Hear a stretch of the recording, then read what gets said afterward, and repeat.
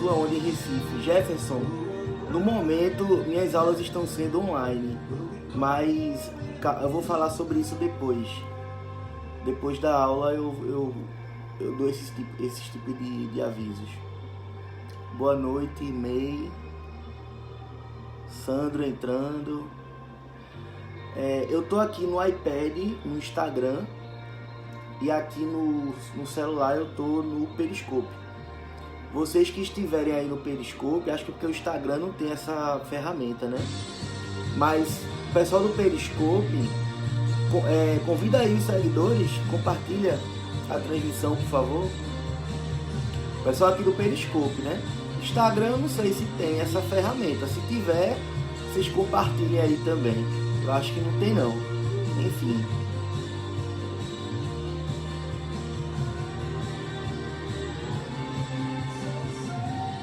Boa noite, Júnior.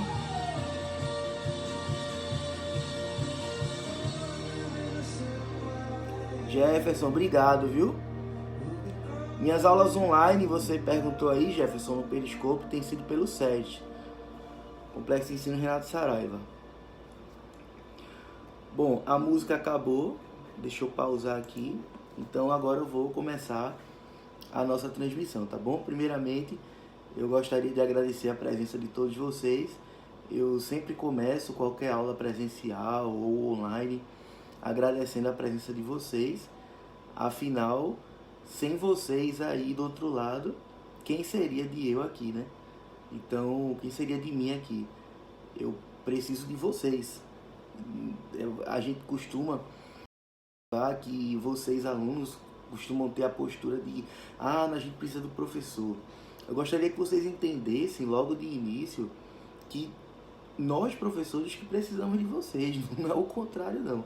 Na verdade, vocês podem até precisar da gente também, né? Mas a gente precisa muito mais de vocês. Basta você pensar que se vocês para nos ouvir, a gente fica falando sozinho, né? Então, muito, muito obrigado pela presença de todos vocês, tá bom? Então, vamos lá, gente. Olha só.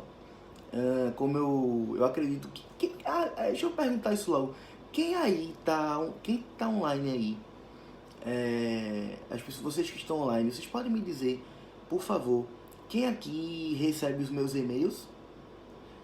Quem aqui é cadastrado no meu site e, via de consequência, recebe os meus e-mails? Por gentileza, dê um feedback aí. Está sendo frutífero? Está sendo legal? Está crescendo? Como é que é? Eu fico muito contente com a possibilidade de ajudar vocês, né? Então, esse feedback é muito importante para mim, né? Eu recebo, muito obrigado, não deixe de ler muito bom, obrigado, eu que agradeço, viu? Fique bem claro isso. Que bom, fico feliz, viu? Fico feliz. É um serviço que eu presto com muito altruísmo mesmo e muita boa vontade de coração para ajudar vocês nas provas de direito penal, né? Direito processual penal. Para quem está dizendo aí que não é cadastrado, não recebe, eu tenho um site, tá? O site é www.alexandrezamboni, né? O meu nome, .com.br. Então é só entrar lá, se cadastrar e fica recebendo, tá? Como é que tá a minha voz? Por gentileza, me dê um feedback acerca da minha voz, para quando a gente começar, a gente ir de vez e parar de se preocupar com detalhes técnicos. Então, como é que tá a minha voz? Tá dando para ouvir de boas? Gosto das suas aulas premonição. Muito obrigado, muito obrigado. Tivemos aí 2 aulas premonições, né? Para o TJ de Pernambuco, para o TRF da 5ª Região, graças a Deus. Nas 2 aulas tivemos questões antevistas na aula.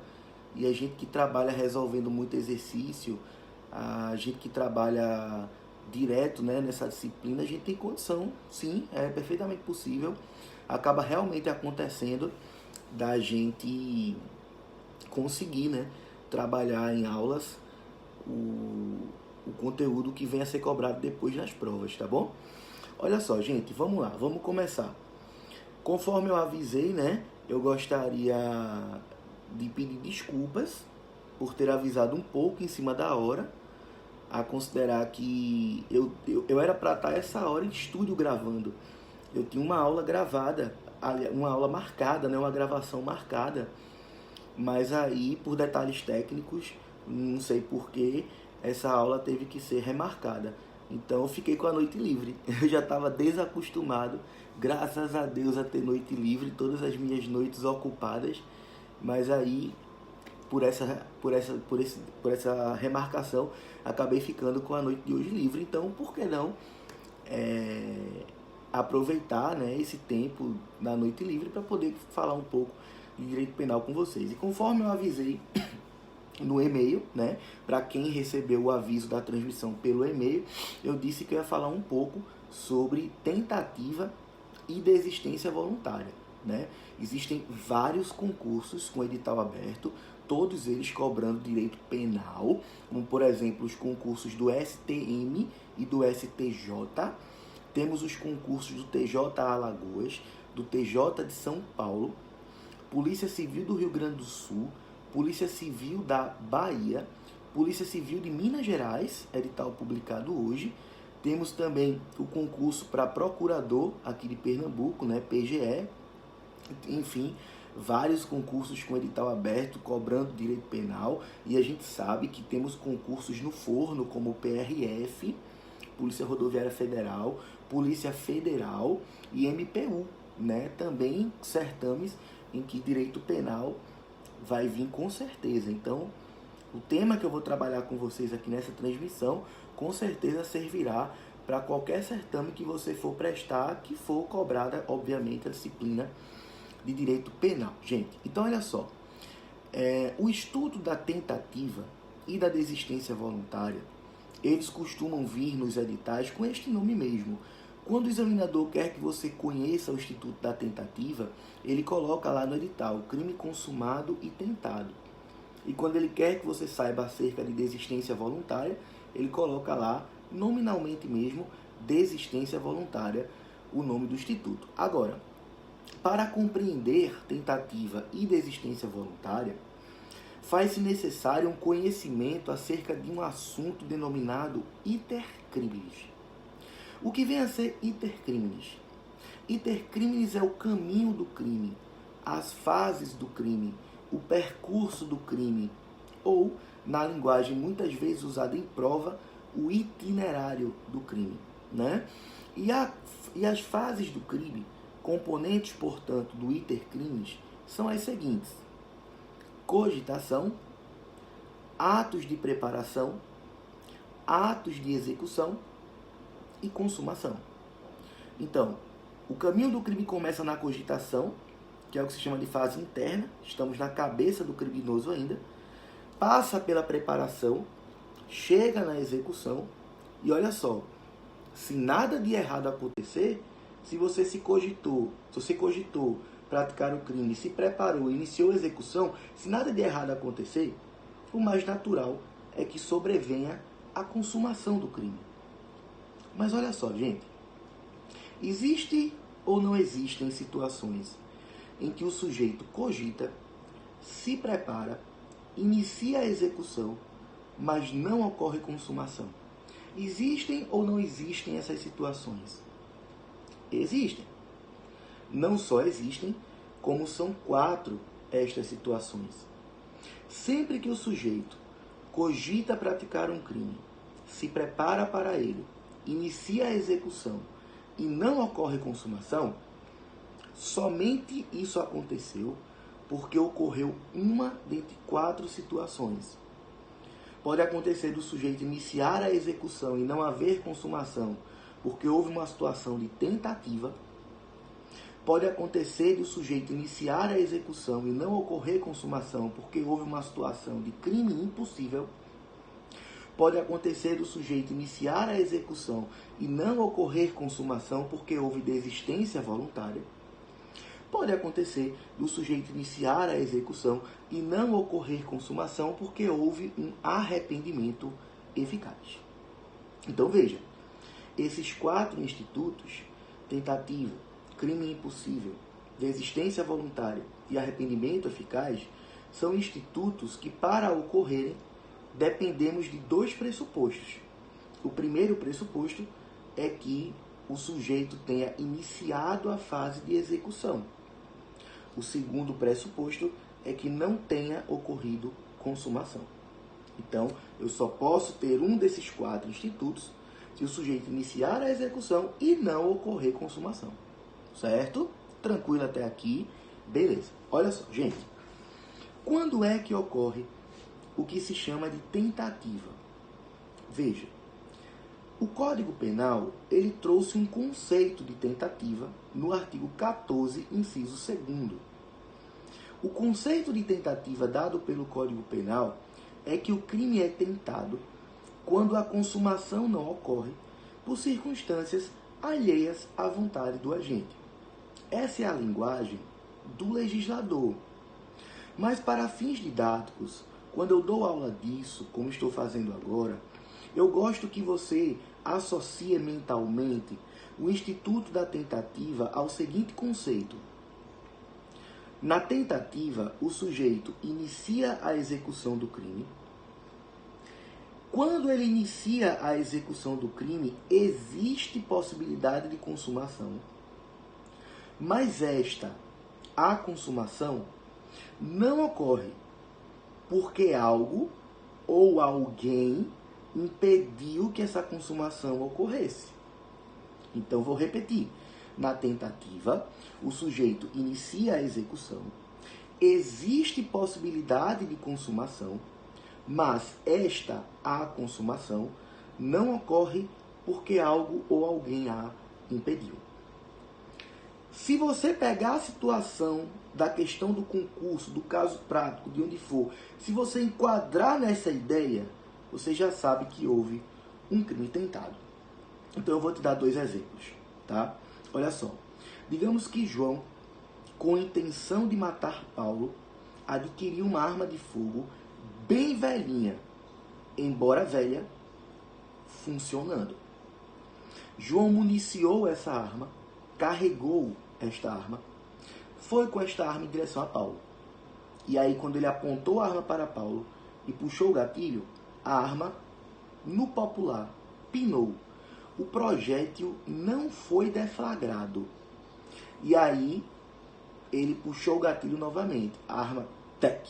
Puxou de novo, tec. Puxou de novo, tec. E a arma engasgando. Pinando. E João puxando o gatilho. Afinal, ele quer matar Paulo.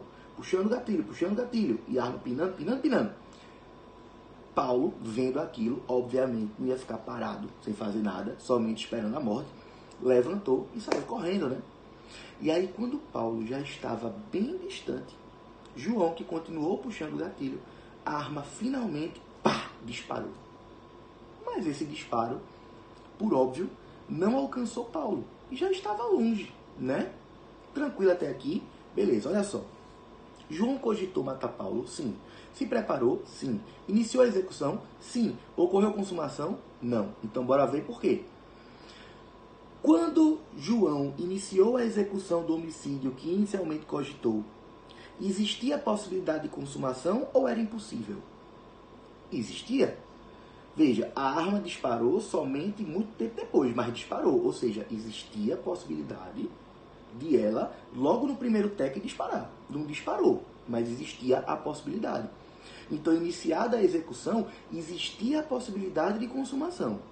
Mas a consumação, não ocorreu porque algo a impediu. Qual foi o algo? A arma pinar. Então, você observa claramente que tivemos aqui uma tentativa de homicídio, né? Tivemos aqui um crime tentado. Tranquilo? Vou dar outro exemplo. Vemos que João, com a intenção de matar Paulo, pega um facão deste tamanho, vai em direção a Paulo, dá um golpe de faca em Paulo, Paulo desvia do golpe. Ele dá outro golpe, Paulo desvia. Ele dá outro golpe, Paulo desvia. Quando ele vai dar mais um golpe, a polícia pega ele, prende, desarma e leva sob custódia. Veja, ele iniciou a execução de um crime de homicídio contra Paulo? Iniciou. No momento de início da execução, existia a possibilidade de consumação ou era impossível? Existia a possibilidade de consumação. Mas A consumação não ocorreu por quê? Porque alguém a impediu, ou seja, os policiais que desarmaram e levaram João. Tenho aqui outro exemplo de tentativa. Tranquilo até aqui? Beleza. Deu para pegar a ideia? Deu, né? Massa. Olha só. Nos casos de desistência voluntária, a situação, a ideia é bem diferente.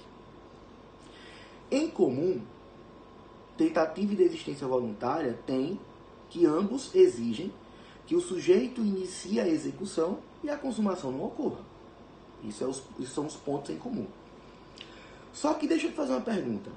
Na tentativa, nos dois exemplos que eu te narrei, na tentativa, quando o sujeito inicia a execução, ele quer a consumação até o fim, ou em algum momento ele muda de ideia, deixando de querer a consumação?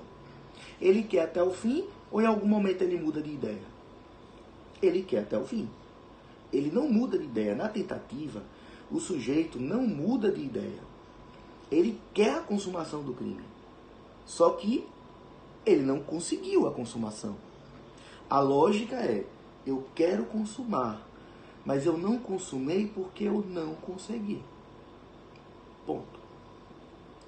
Na desistência voluntária, artigo 15, primeira parte do Código Penal, também chamada de ponte de ouro, o sujeito, olha a situação, o conceito vai ser, o sujeito inicia a execução de um crime, ele cogitou praticar um crime, se preparou para praticar este crime, e aí ele inicia a execução. Após iniciada a execução, existe possibilidade de consumação, só que durante a execução ele muda de ideia. Ele deixa de querer a consumação do crime que inicialmente ele queria. Ele muda de ideia. Só que ele muda de ideia durante a execução. Durante a execução.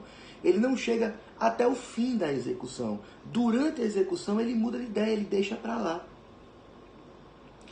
Então, na desistência voluntária, a lógica vai ser, eu posso, mas eu desisto.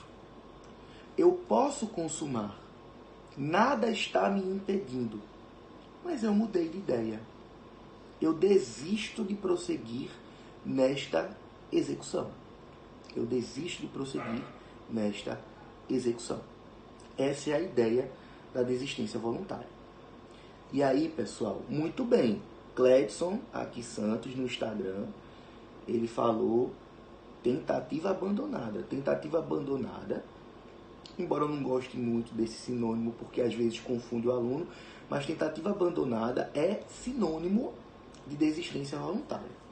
Certo? Tranquilo? Deixa eu dar um exemplo de desistência voluntária para vocês. Olha só. Digamos que João, com a intenção de matar Paulo, atira na perna direita de Paulo. E aí depois ele atira na perna esquerda de Paulo. E aí Paulo agora está deitado no chão, com um tiro em cada perna. João então chega na hora de consumar esse crime.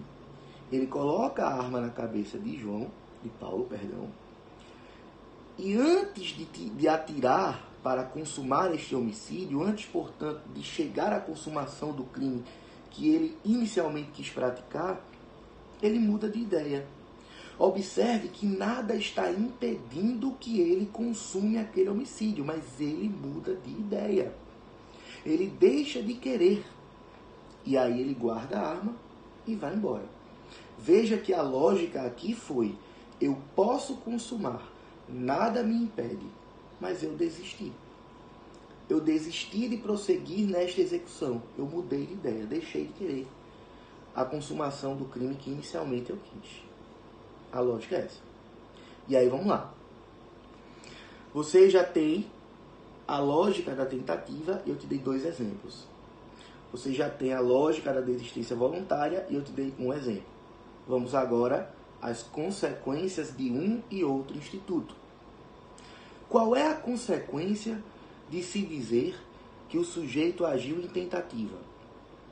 A consequência, de acordo com o artigo 14, parágrafo único do Código Penal, é que o sujeito ele vai responder de acordo com a pena do crime consumado, pena esta, contudo, diminuída de 1 a 2/3.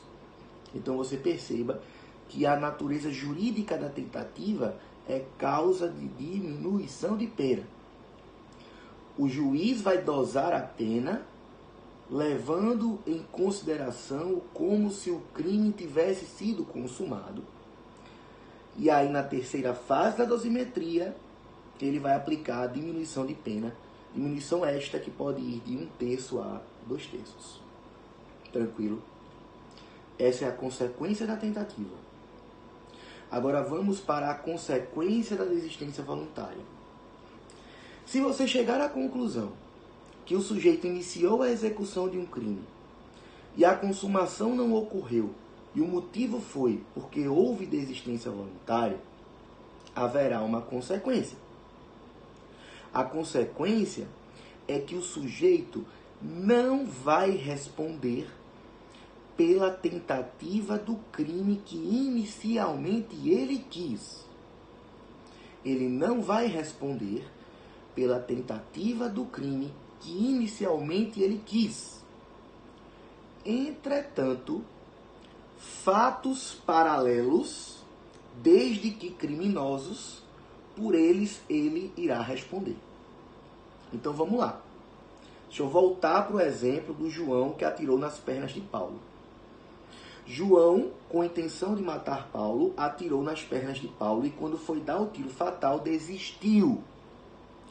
Podia consumar, mas deixou para lá. Mudou de ideia. Foi embora e Paulo permaneceu vivo. Veja, não houve consumação, logo João não responde por homicídio consumado. Houve desistência voluntária, então ele não responde pela tentativa do crime que inicialmente ele quis, logo ele não responde por tentativa de homicídio. Então veja, não responde por homicídio consumado porque não houve consumação. Não responde por tentativa de homicídio porque quando o sujeito age em desistência voluntária, o sujeito não responde pela tentativa do crime que inicialmente ele queria. Só que por atos paralelos, desde que criminosos, ele responde. E aí neste exemplo que eu trabalhei contigo, ele pode responder pelas lesões corporais que infligiu em Paulo e até mesmo pelo porte ilegal daquela arma de fogo, caso, obviamente, ele não tinha o porte. Beleza? Essa é a consequência de se agir em desistência voluntária. Tranquilo? Então, olha só, o que é que a gente tem até o momento? A gente tem conceito da tentativa, ideia da tentativa, conceito / ideia da desistência voluntária. Tivemos exemplo de tentativa, tivemos exemplo de desistência voluntária. Tivemos a consequência da tentativa e tivemos a consequência da desistência voluntária.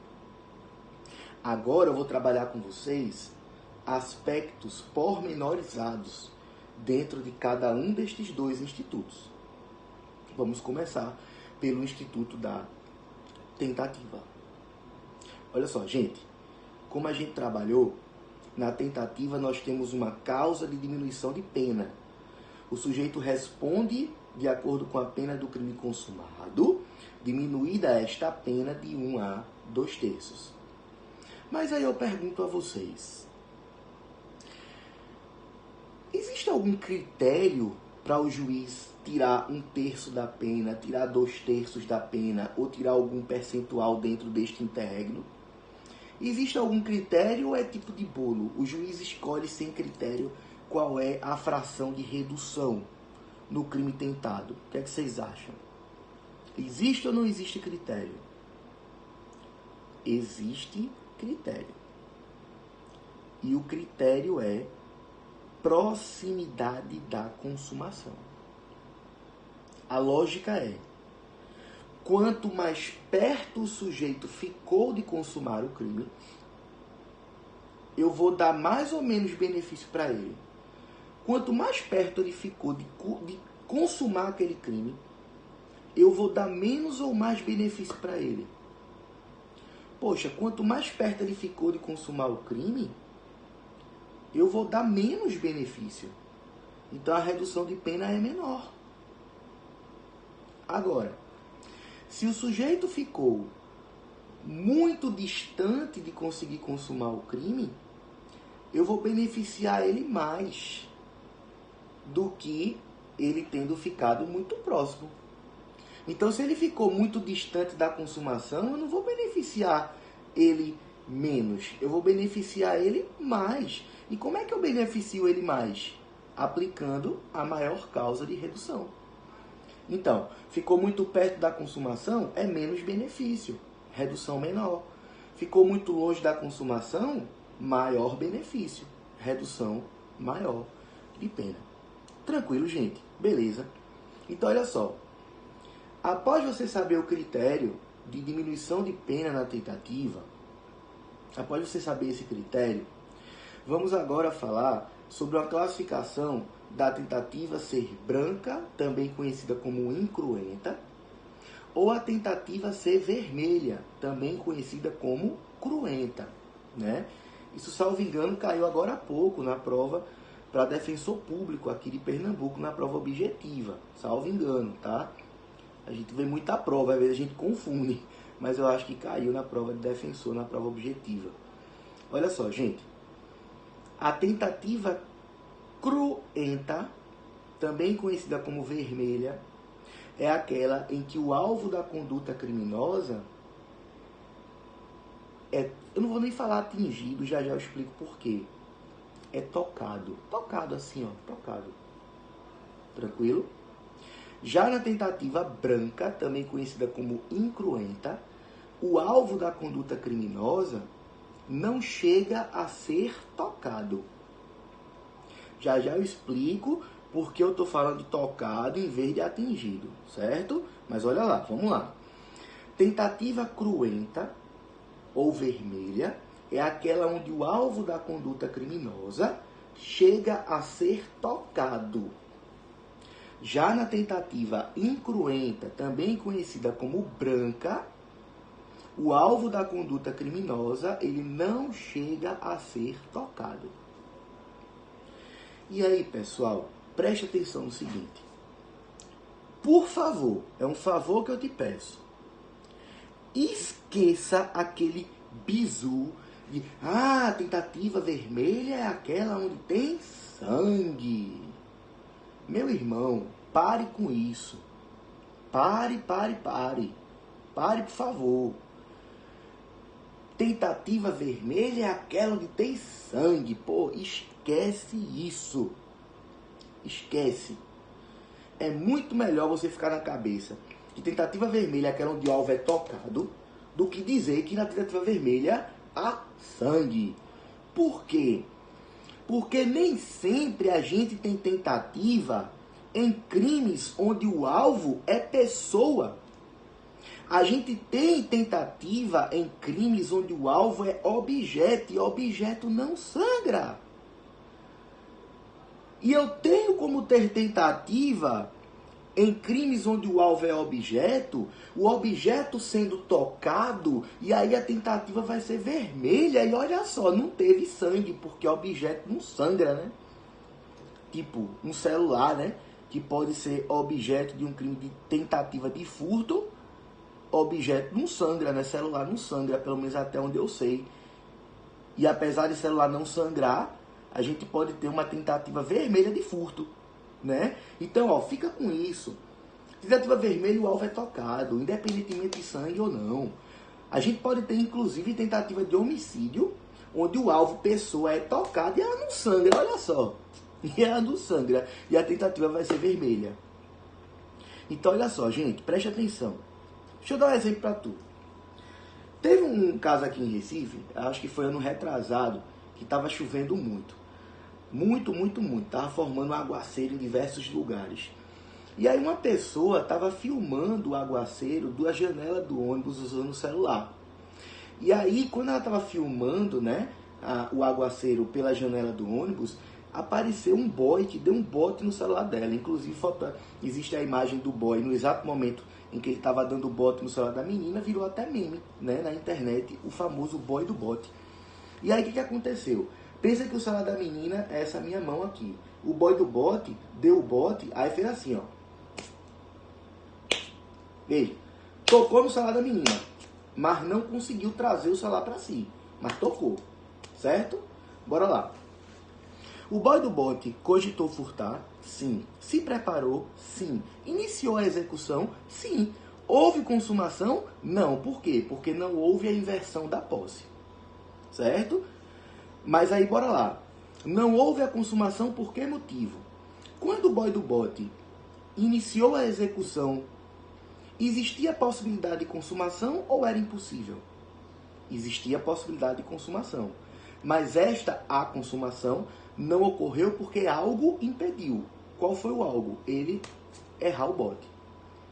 Mas veja, chegamos juntos, acredito, à conclusão que houve aqui uma tentativa de furto. Um furto tentado. Mas aí essa tentativa, você classificaria ela como branca ou vermelha? Pelo que eu expliquei. Branca ou vermelha?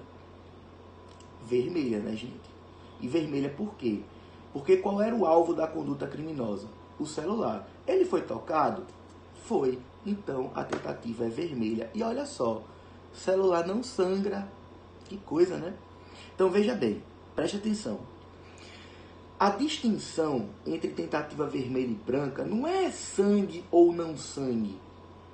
A tentativa vermelha e branca, elas são distinguidas pela proximidade da consumação. Ora, quando o alvo chega a ser tocado, a consumação ficou mais perto ou mais longe? Mais perto. Logo, na tentativa vermelha, a redução de pena é menor. Imagina, o celular da menina está aqui. Onde é que fica mais perto da consumação? Tocando no celular e não conseguindo trazer para si, ou a mão passando no vazio? Tocando no celular, né? Então a tentativa é vermelha, porque ficou mais próximo da consumação, haja vista que o alvo da conduta criminosa foi tocado. Agora, nos casos de tentativa branca, onde o alvo nem chega a ser tocado, isso é inclusive jurisprudência do STJ.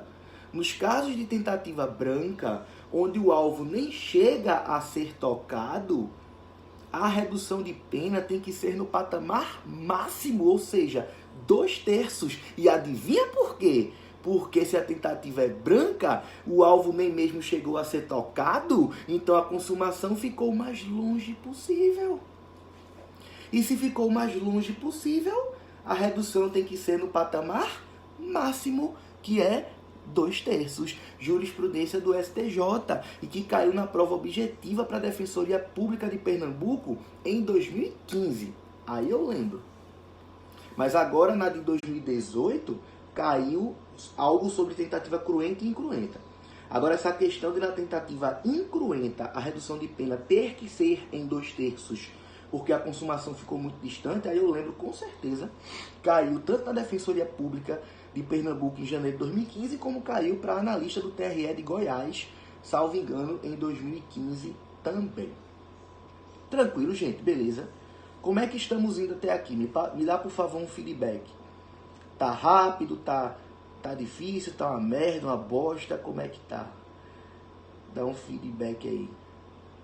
Só pra gente interagir um pouco. A gente, quando tá gravando a aula online, a gente não tem feedback, pelo menos naquela hora, né? A gente tá falando só direto pra câmera, mas aqui, como vocês podem interagir, né?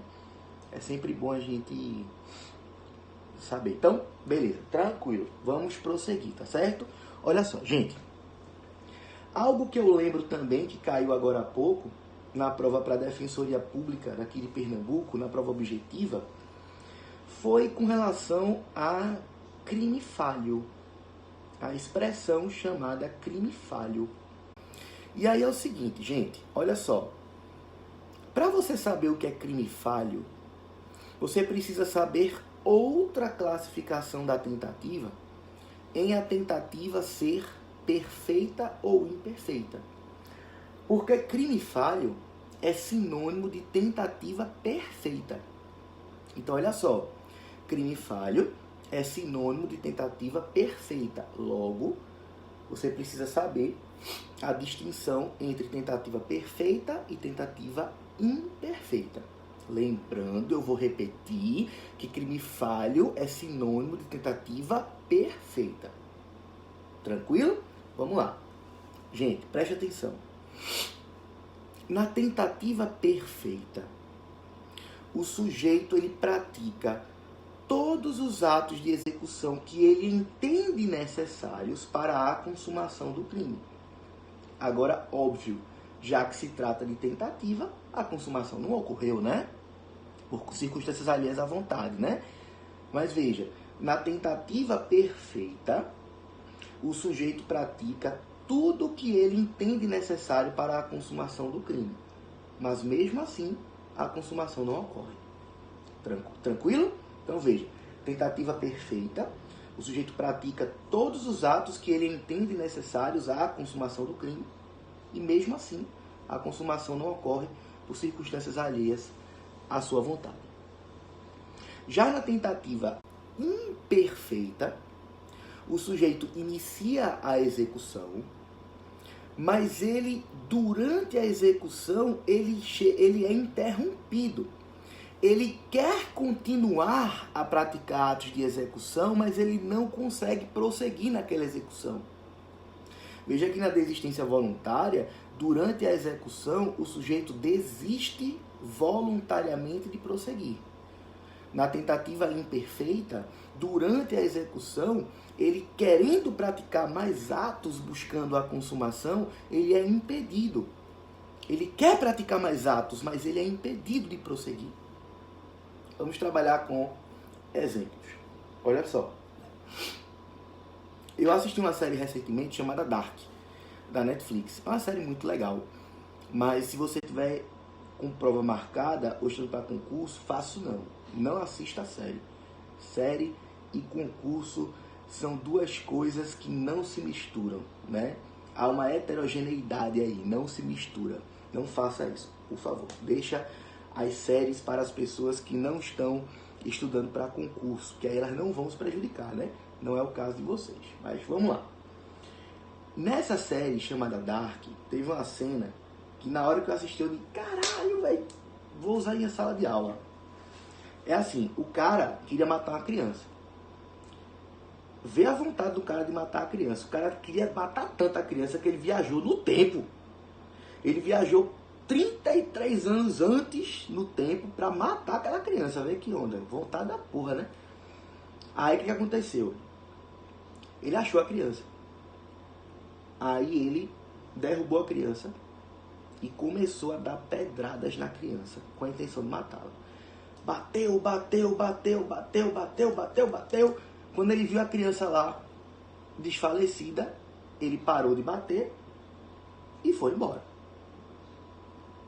Veja, preste atenção. Neste caso, ele parou de dar pedrada porque ele acreditou que a criança já tivesse morrido. Ele acreditou que já tinha praticado todos os atos de execução para a consumação, ou ele viu que a criança ainda estava viva, queria continuar dando pedrada, mas foi impedido de prosseguir nas pedradas. Ele parou de dar pedrada, por quê? Porque ele acreditou que a criança já tinha morrido.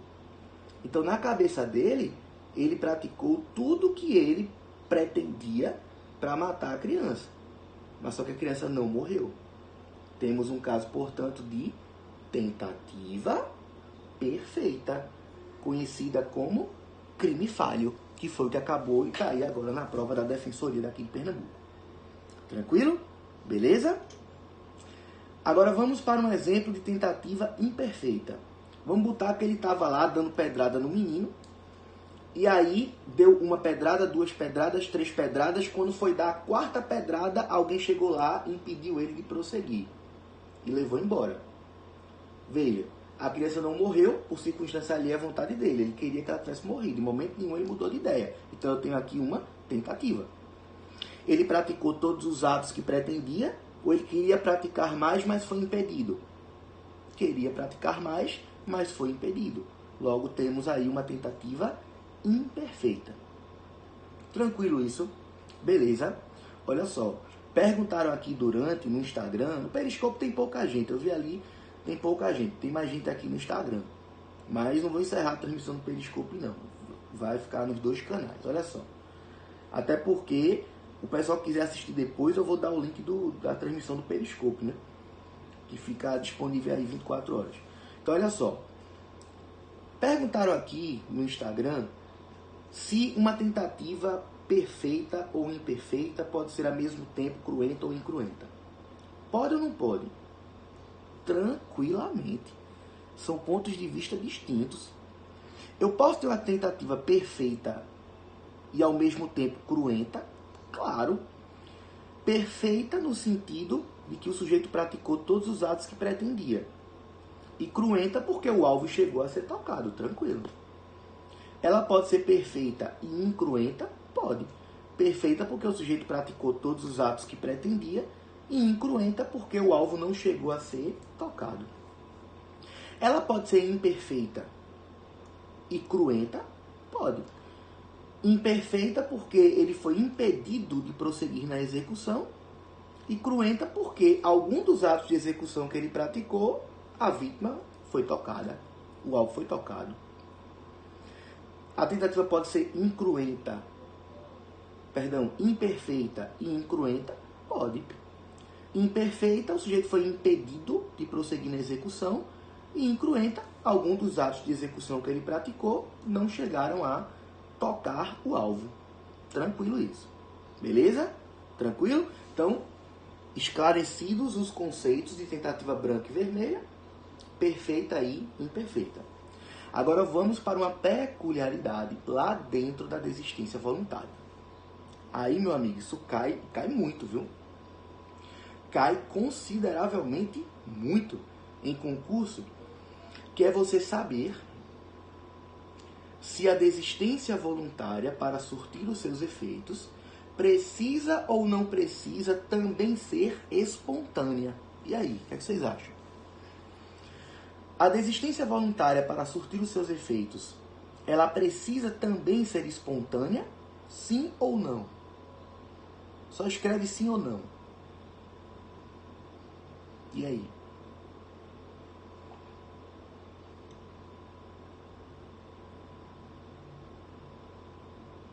Sim ou não? Não precisa. Muito bem. Mas o que vem a ser a diferença entre voluntariedade e espontaneidade? Qual é a diferença? Acredite, tem gente que acha que é a mesma coisa, mas não é não, tá? Olha só, gente. Eu vou dar um exemplo bem bobinho, tá? Bobinho mesmo, mas que ajuda a você perceber a diferença entre voluntariedade e espontaneidade, certo? Olha só. Professor Ricardo de Sá, excelentíssimo senhor doutor professor Ricardo de Sá, né? Juiz de Direito do TJD Pernambuco, que um dia, enquanto eu estiver no tribunal, vai me levar para ser assessor dele. Vou assessorar essa potência, o professor Ricardo de Sá, excelentíssimo senhor doutor, juiz de Direito. Imagina, vamos lá. Vamos lá, olha só, gente, preste atenção.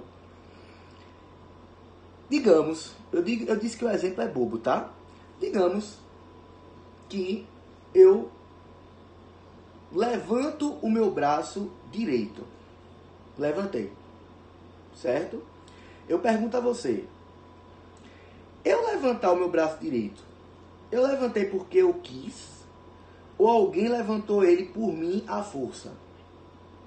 Eu levantei porque eu quis. Então isso aqui foi voluntário. Certo? Tranquilo? Vamos lá. Agora, pergunto-lhe, a ideia de levantar o meu braço partiu de mim ou de outra pessoa? Partiu de mim. Então, além de voluntário, essa minha levantada de braço foi também espontânea. Agora, digamos que você chegue para mim e diga assim, Zamboni, levanta aí teu braço direito. Aí eu levanto. Pergunto-lhe, eu levantei porque quis ou levantei à força? Levantei porque quis. Então essa minha levantada foi voluntária. Agora eu te pergunto, a ideia de levantar partiu de mim ou partiu de outra pessoa?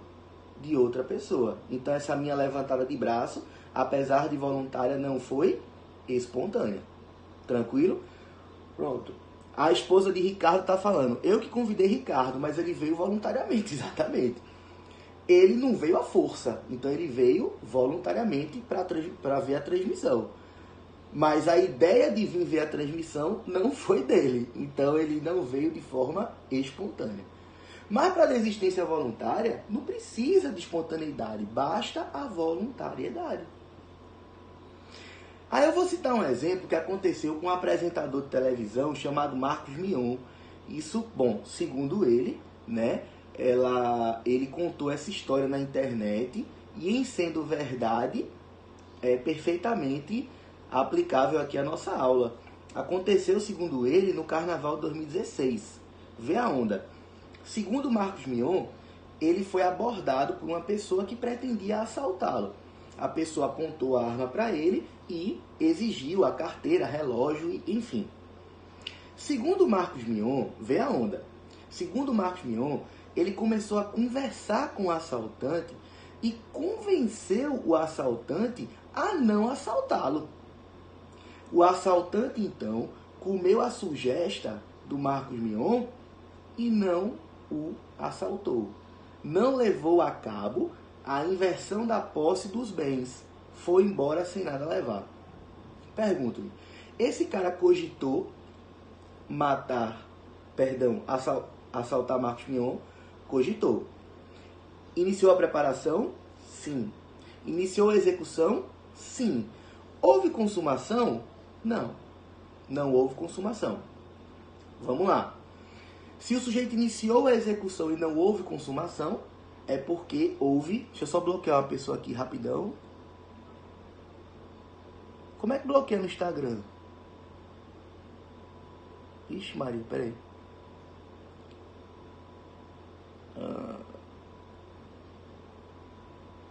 Ai, meu Deus, o que é que eu fiz?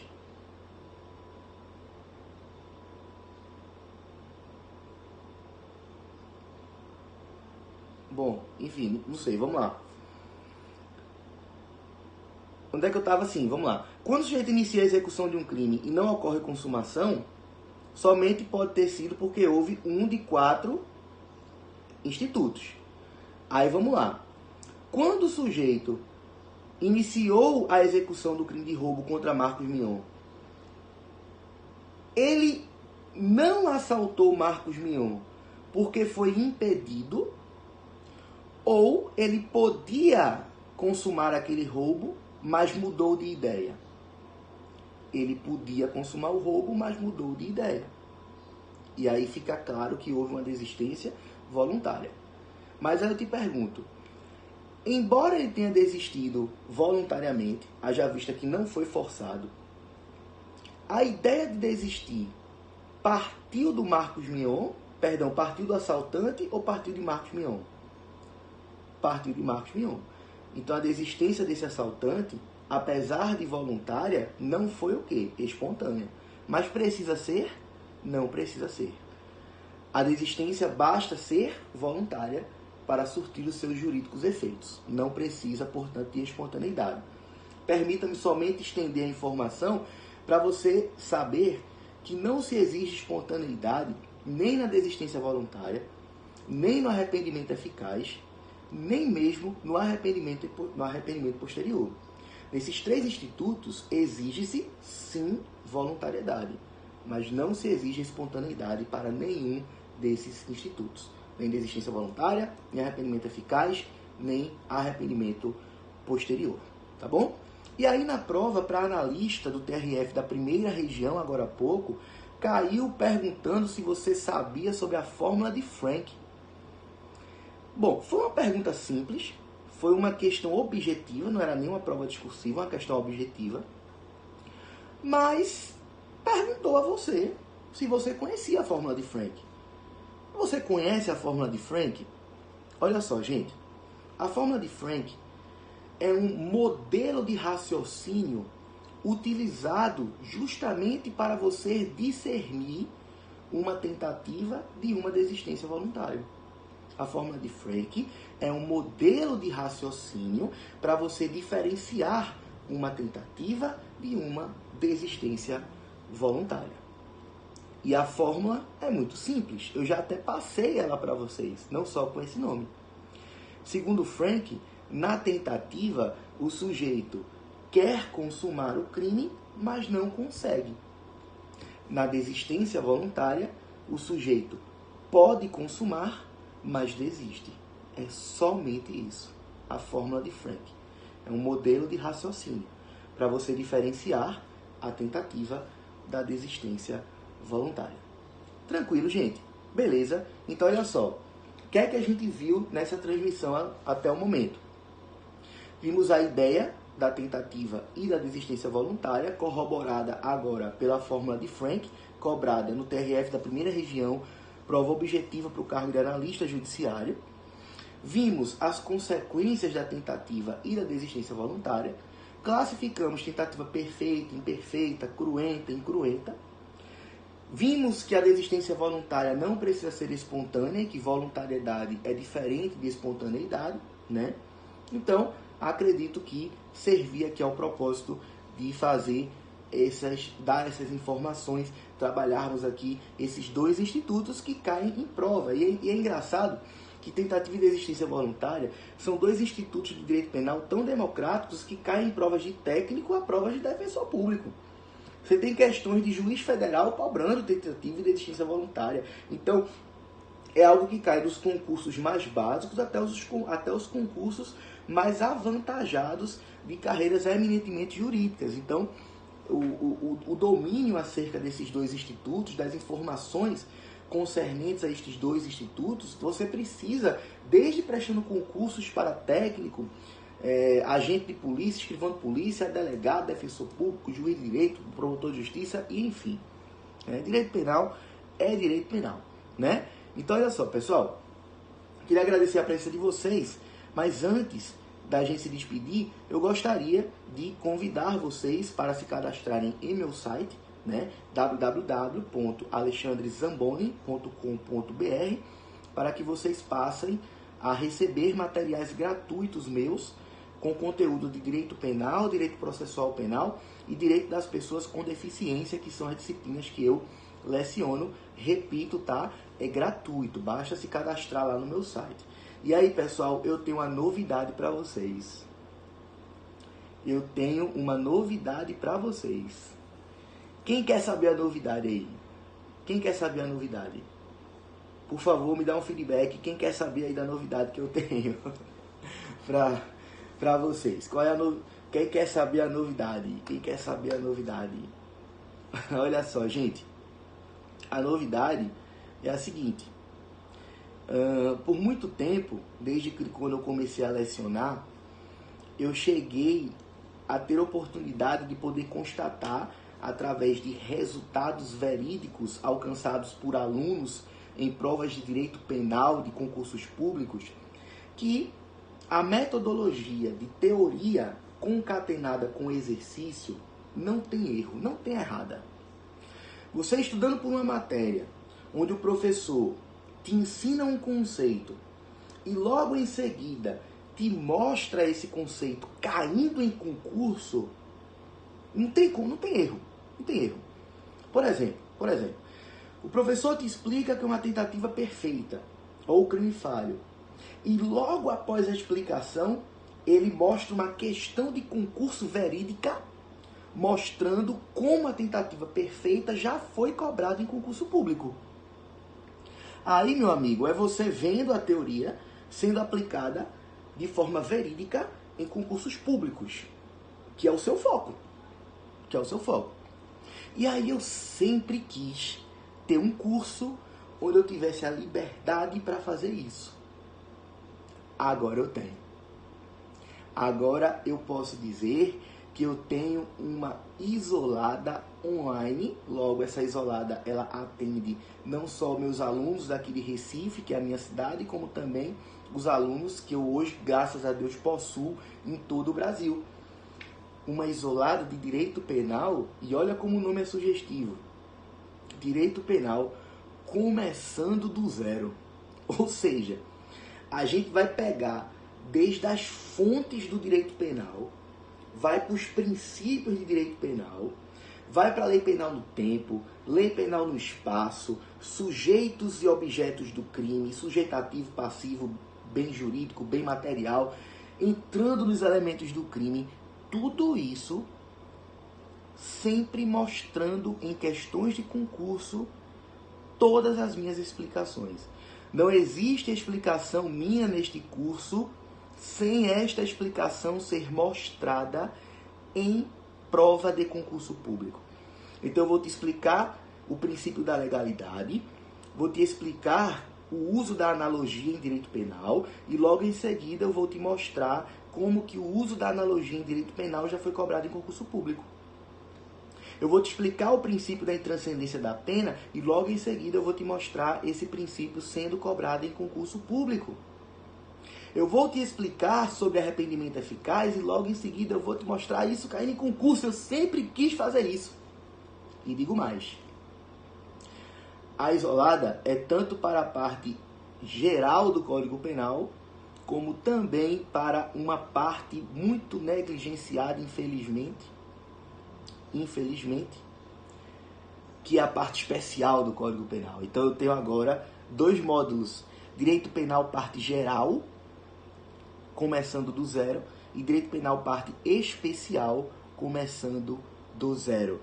Os assuntos abordados nestas isoladas são os assuntos mais cobrados e que são componentes da base na matéria. Então você vai aprender direito penal da base, você vai fortalecer os seus alicerces para em seguida você expandir os seus conhecimentos, tá bom?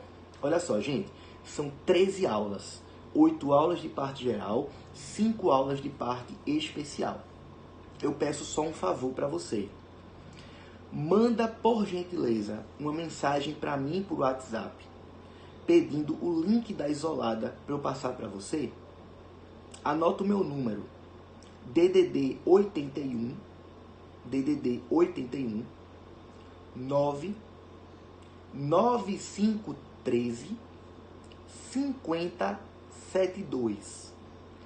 DDD 81 9 9513 5072. Faz isso porque eu consegui negociar um desconto para a isolada. Tem gente perguntando o valor eu não lembro de cabeça. Infelizmente eu não lembro de cabeça.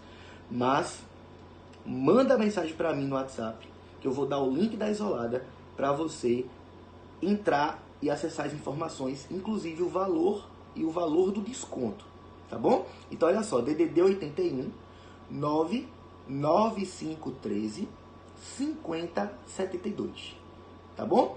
Pede a mim o link da isolada, começando do zero, direito penal, vou passar para você, e aí, ó, vamos estudar direito penal com teoria concatenada, ligada, misturada com exercício, e aí a gente vai prosseguir.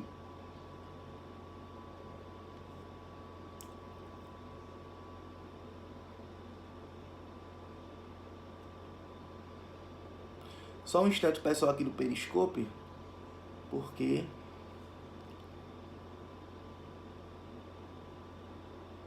pessoal, acredita nisso, o Instagram sozinho encerrou a transmissão, né, fogo? Não fui eu não que encerrei não. O Instagram sozinho encerrou a transmissão. Vê que onda. É porque parece que tem um tempo, né, que fica tendo a transmissão. E aí, depois de dado o tempo, o Instagram sozinho encerra. Acho que é para evitar que a pessoa fique aqui o dia todo, né?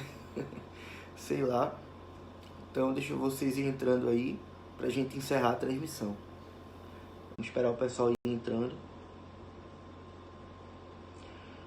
Mas eu acredito que tenha dado para pegar o número, né, do WhatsApp para eu passar o link da isolada.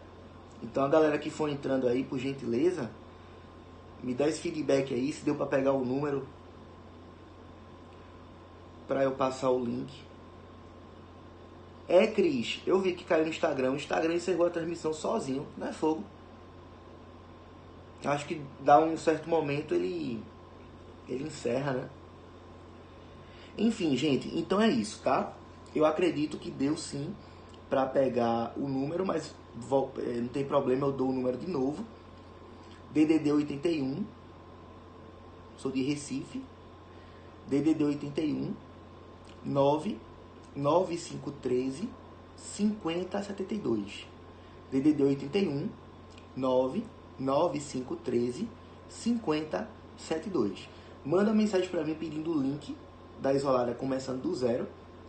E aí eu vou dar o link para você, você vai ver os números, os valores, enfim, todas as informações para você decidir aí se vai ser ou não o meu aluno nesse curso de teoria com exercício, tá bom? É online, então qualquer aluno do Brasil pode ser meu aluno nele, tá? DDD 81 99513 5072. Manda uma mensagem para mim pedindo o link da Isolada. Eu vou lhe atender e vou lhe passar o link. E aí você vai poder, caso queira, ser meu aluno online nessa Isolada de teoria com exercício, tá bom? Pessoal, vou agora encerrar a transmissão, tá? Acredito, na verdade eu espero que tenha sido frutífera, eu espero que tenha acrescido informações a vocês. Andresa Cavalcante, a gestora do SERS de Petrolina. Muito bem. Quando é que eu volto para Petrolina? Quando eu for convidado. Basta convidar. É pertinho, o voo chega no instante. Basta convidar que eu volto a Petrolina com o maior prazer do mundo para comer aquele bode gostoso de um restaurante que tem um bode na frente, que eu não lembro o nome do restaurante. Mas pense numa comida boa danada lá na boa terra da Petrolina. Basta convidar que eu estarei lá com muito orgulho. Então já está convidado. Oba, vou voltar para Petrolina. Então tá bom, pessoal. Olha só, um grande beijo no coração de vocês, tá? Que Deus os abençoe, que vocês tenham um excelente resto de noite. E que a gente volte a se encontrar em outras oportunidades, em lives aqui na internet, como também, claro, nas minhas aulas pelo Complexo de Ensino Renato Saraiva, nas minhas aulas online lá, bem como em aulas presenciais que eu porventura vier a ministrar por aqui em Recife e em outros estados, tá bom, pessoal? Um beijo no coração de vocês. Repito, fiquem todos com Deus e contem sempre comigo. Se você já recebe os meus e-mails, sabe que eu sou prestativo, proativo, eu estou ali na guerra, né? Fornecendo conteúdo sempre. Essa é a minha bandeira. Eu jamais vou retroceder essa bandeira que ergui, né? A minha bandeira é essa, assistência a você.